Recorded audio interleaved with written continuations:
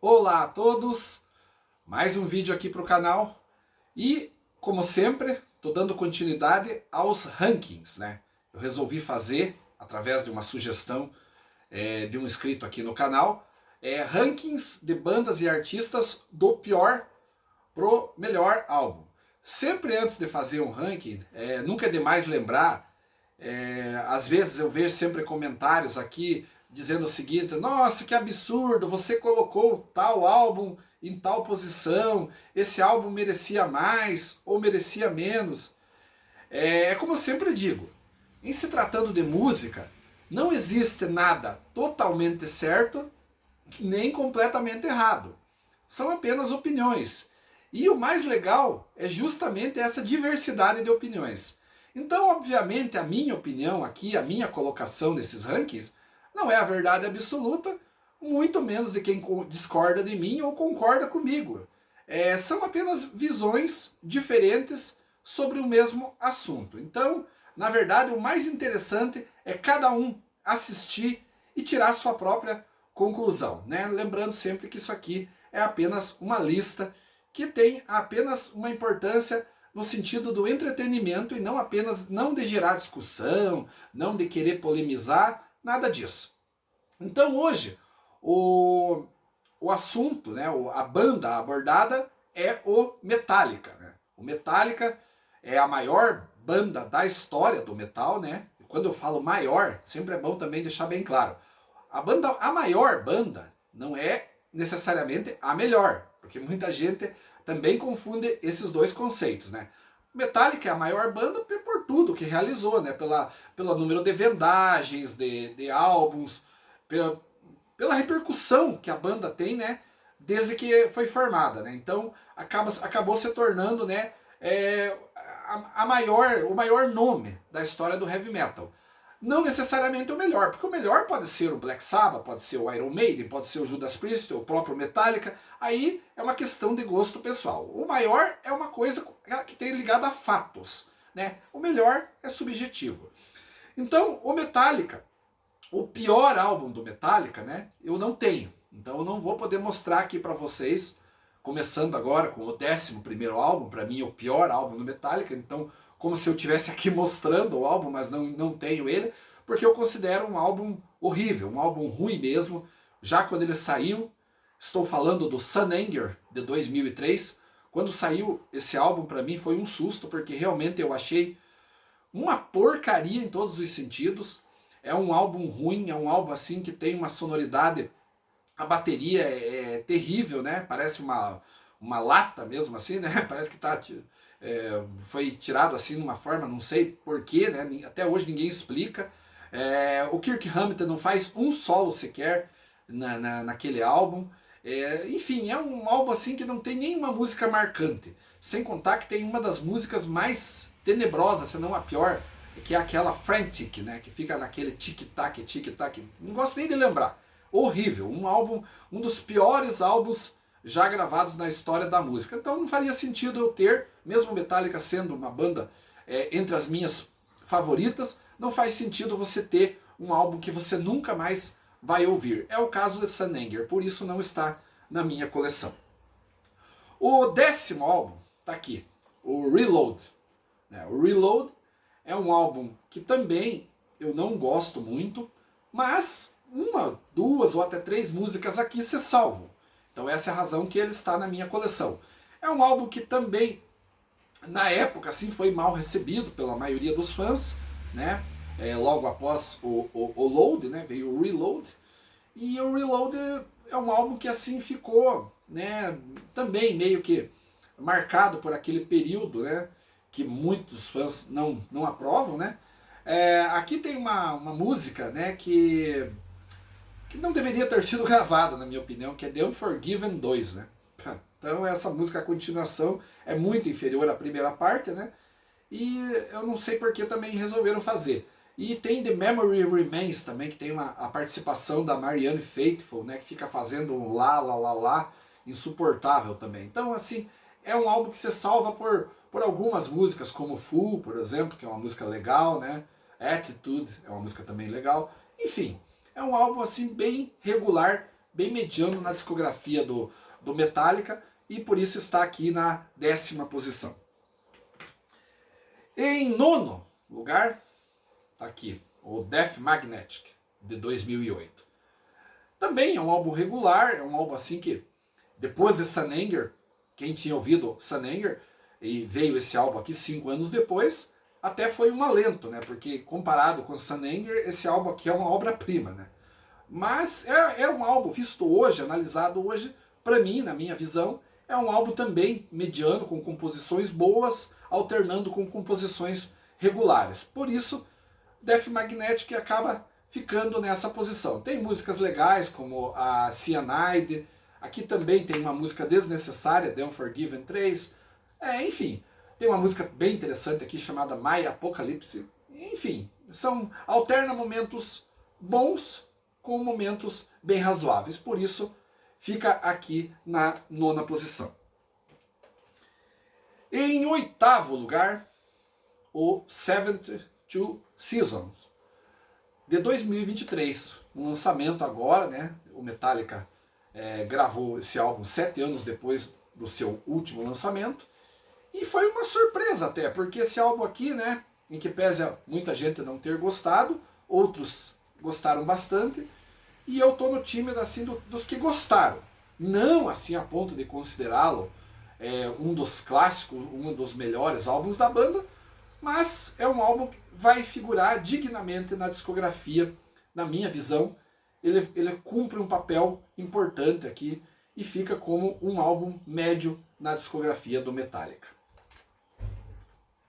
O próximo álbum é o Load, de 1996. É um álbum que causou muita polêmica na época, eles cortaram os cabelos, muita gente questionou o visual, a própria sonoridade.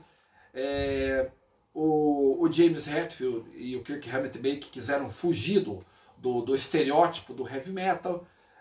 Tem músicas legais? Tem músicas legais, bastante. Tem Hero of the Day, por exemplo, uma música bem legal.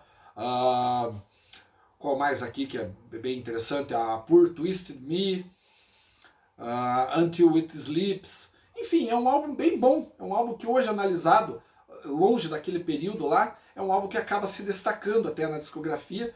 E não é um álbum ruim, como na época muitos acharam, muitos colocaram como se fosse era um lixo, uma merda, enfim, muita gente falava dessa forma na época. Os fãs, né, os fãs mais antigos ficaram chateados, mas visto hoje, eu considero como um álbum bem bom até. Então, fica nessa posição o Load. O 6º colocado da discografia do Metallica é esse aqui, o Hardwired to Self-Destruct, de 2016. Eu acho esse um ótimo álbum, já começa a entrar naqueles álbuns que eu considero essenciais do Metallica. Esse aqui já é um deles. Eu acho esse álbum muito bom mesmo. Dos que o Metallica gravou nesse século, sem dúvida, é o melhor, na minha opinião. E é um álbum assim de destaque, várias músicas aqui, Hardwired, Hall on Fire, Here Comes Revenge, enfim. É um álbum que tem ótimos momentos, com bons momentos, enfim, é um álbum que dá para ouvir do começo ao fim. Então, esse álbum aqui eu já considero entre os ótimos do Metallica.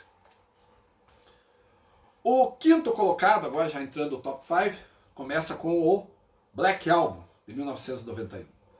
Esse álbum é um clássico do metal, ponto. Né? Goste ou não goste, quem não gosta, quem quer torcer o nariz, que se acostume. Porque esse aqui é um clássico do metal.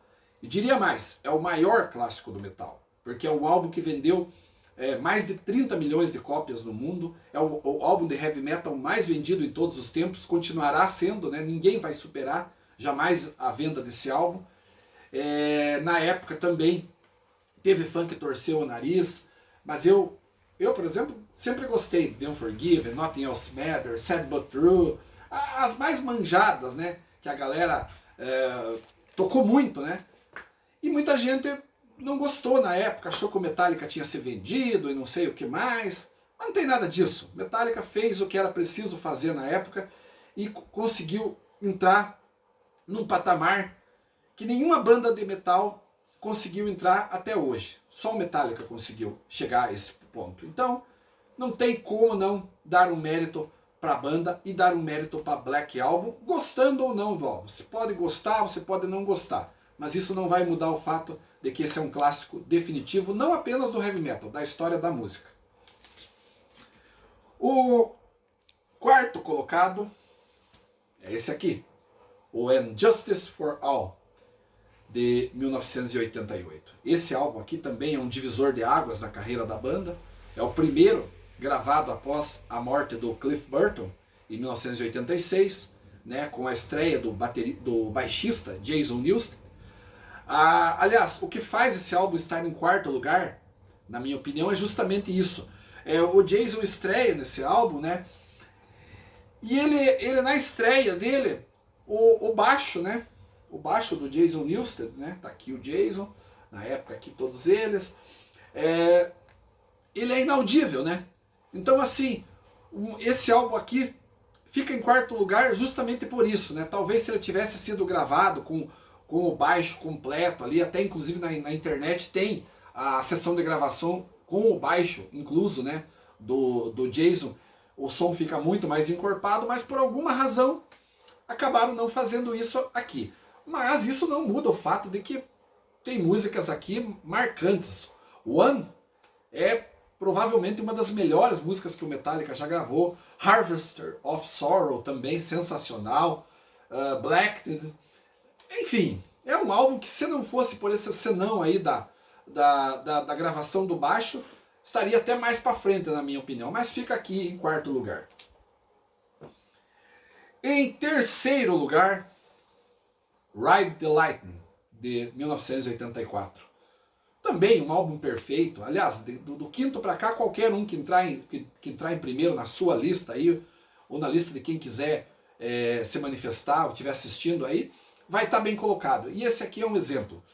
O Ride the Lightning também só tem clássicos aqui, From Old the Bell Tolls, Fade to Black, Creeping Death, a própria Ride the Lightning, enfim, é um álbum perfeito também, uma sonoridade marcante, o segundo álbum da banda. A banda aqui ainda estava saindo da crueza do primeiro álbum para chegar ao som definitivo que marcaria o próximo álbum. Então, não tem muito o que falar. Ride the Lightning está aqui com todas as honras em terceiro lugar. Em segundo lugar, o que vai causar uma certa polêmica para quem vai assistir, mas eu vou explicar. Está aqui, é o Master of Puppets. Esse álbum aqui, a meu ver, é o maior álbum no sentido assim de representatividade dentro do chamado thrash metal, né? Porque esse aqui ainda é da fase que o Metallica ainda fazia o thrash, né? Então esse álbum aqui, ao lado do Raining Blood, do Slayer, são os dois álbuns mais representativos do chamado thrash metal. Então, pela lógica, né, eu acredito que a maioria dos fãs do Metallica coloca esse álbum aqui em primeiro lugar. E quem fizer isso não está errado de maneira alguma. Na verdade, entre aspas, eu estou errado de não colocar ele em primeiro. Mas é questão de gosto pessoal agora, né? Mas aqui tá a perfeição, né? Pô, aqui tem a Master of Puppets, a Disposable Heroes, a Orion, Welcome Home Sanitarium. Tem que falar, um álbum perfeito, um álbum marcante, um álbum clássico, enfim, todas as palavras que você quiser encontrar para Master of Puppets, ainda é pouco para descrever a importância desse álbum na história do heavy metal.